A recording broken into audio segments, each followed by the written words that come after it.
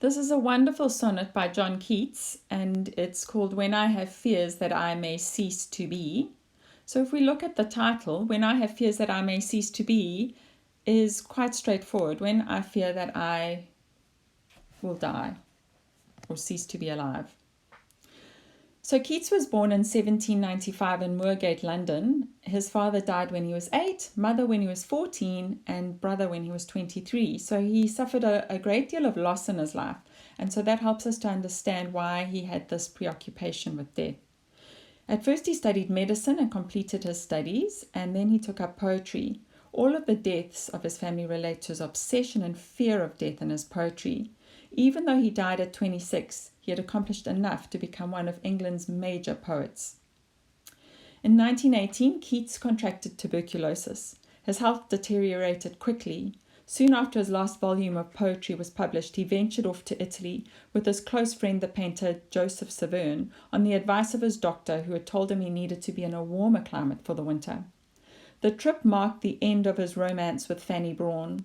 His health issues and his own dreams of becoming a successful writer had stifled their chances of ever getting married. Keats arrived in Rome in November of that year, and for a brief time started to feel better. But within a month he was back in bed, suffering from a high temperature. The last few months of his life proved particularly painful for the poet. His doctor in Rome placed Keats on a strict diet that consisted of a single anchovy and a piece of bread per day in order to limit the flow of blood to his stomach. He also induced heavy bleeding, resulting in Keats suffering from both lack of oxygen and lack of food. It was an absolutely appallingly horrific death. Keats' agony was so severe that at one point he pressed his doctor and asked him, "How long is this posthumous existence of mine to go on?" Terrible. So it's very sad. His death was awful. I'm going to read the sonnet now.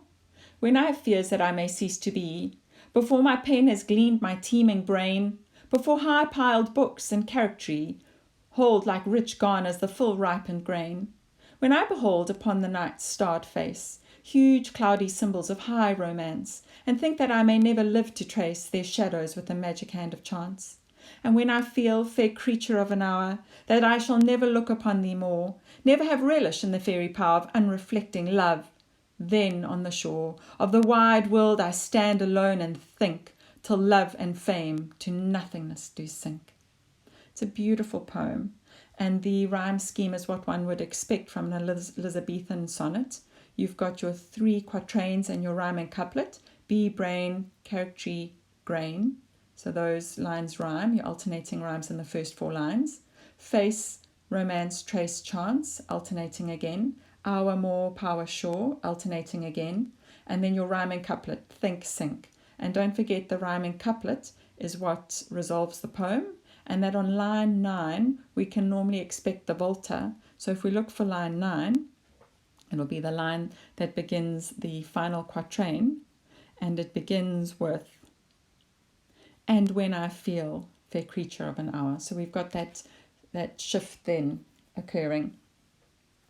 So we've discussed the structure, and the imagery is quite interesting because there's a lot of grain and silo imagery and some quite beautiful romantic imagery as well, which we'll look at more closely. The first 4 lines emphasizes his fertile imagination. He uses diction like teeming and full ripened grain. Alliteration include things like gleaned and garners.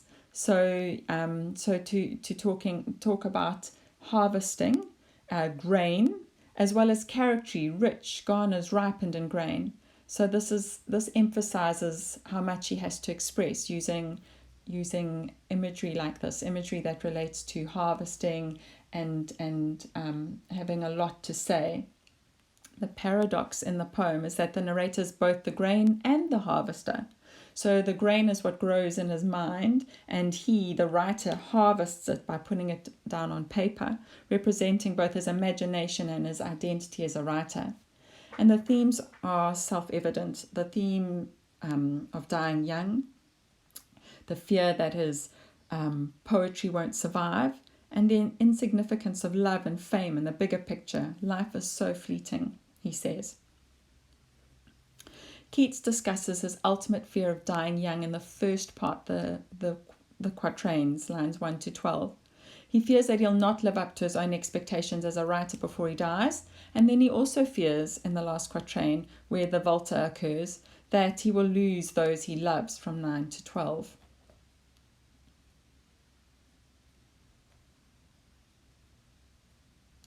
So what could have caused Keats to write this? And what does Keats conclude at the end of the poem? How does Keats' fear of death relate to romanticism? And does the fact that he devotes fewer lines to love than to poetry show anything about how important these things are to him? Because Keats' family died, he has an extreme fear of death. Regarding what he concludes at the end of the poem, Keats concludes with the realization that love and fame are unimportant in the concluding 2.5 lines of the sonnet because life is so fleeting. How does Keats' fear of death relate to romanticism? This is characteristic of romanticism. Keats preferred poetry that spoke of personal experiences and emotions. And here's another definition of romanticism. You probably already have a couple in your books. An artistic and intellectual movement originating in Europe in the 18th century and characterized by a heightened interest in nature, emphasis on the individual's expression of emotion and imagination, departure from attitudes and forms of classicism, and rebellion against established social rules and conventions. Does the fact that he devotes fewer lines to love than to poetry show anything about how important they are to him? Yes. It conveys a sense that he cares more about poetry than love, but poetry certainly does feature in the final 4 lines. So let's look closely at the first few lines. When I have fears that I may cease to be, before my pen has gleaned my teeming brain, before high-piled books and charactery hold like rich garners the full ripened grain.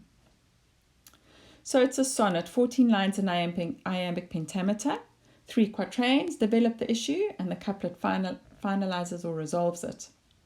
When we look at the first quatrain, he says, when I fear death, before my ripe mind has been harvested and my pen has written down all my works. When I fear that I may cease to be, before my pen has gleaned my teeming brain, before it has harvested the ripe grain, the plentiful grain in my brain, before high-piled books and character hold like rich garners the full ripened grain. Before I've written many books and characters held like ripe grain in silos. So another harvest metaphor. When I behold upon the night's starred face huge cloudy symbols of high romance, and think that I may never live to trace their shadows with the magic hand of chance. So when he looks at the night sky, when he feels inspired, and he thinks about the high romance that he could be writing, and he thinks that I may never live long enough to trace that shadow, to try and write down just a shadow of what I can see in my brain, my imagination, with the magic hands of chance. This is typical romantic grandiose imagery of a starry night, where he personifies it with a face. He says it has a face, and celestial love, or love in the clouds. Very romantic and exaggerated romance. And think that I may never live to trace their shadows. And when I feel, fair creature of an hour, that I shall never look upon thee more, never have relish in the fairy power of unreflecting love, then on the shore of the wide world I stand alone and think, till love and fame to nothingness do sink. So when he begins then with and when I feel, fair creature of an hour, we start to look then at romance, don't we? Returning to the hand of chance, this refers to the randomness of love. You never know where or when you'll find love. However, he may never get a chance to trace the shadows cast by these high clouds, the metaphor for love, as he doesn't know when death will come for him. And then looking at love, not just in character, but fair creature of an hour suggests that the love he feels is itself fleeting. It's of an hour, fair creature of an hour. Or life is. Perhaps life is that fair creature of an hour. So love feels like it is over in an hour and then we all die. And then he sums it up. And he says, then on the shore of the wide world I stand alone and think, till love and fame to nothingness do sink. So does fairy power mean love's magical, or that it doesn't really exist? And also the unreflecting, could that mean that we fall head first in love without any real thought or rational contemplation? Love is a kind of madness, is it not? And I've used the old-fashioned spelling of fairy there, which would have originally been in the poem. And yes, so these are interesting ideas about love, and ideas that we've explored over time in poetry over and over again. And finally, contemplates the wide world, and love and fame shrink to nothingness in comparison. And so that is Keats and the sonnet, When I Have Fears That I May Cease to Be.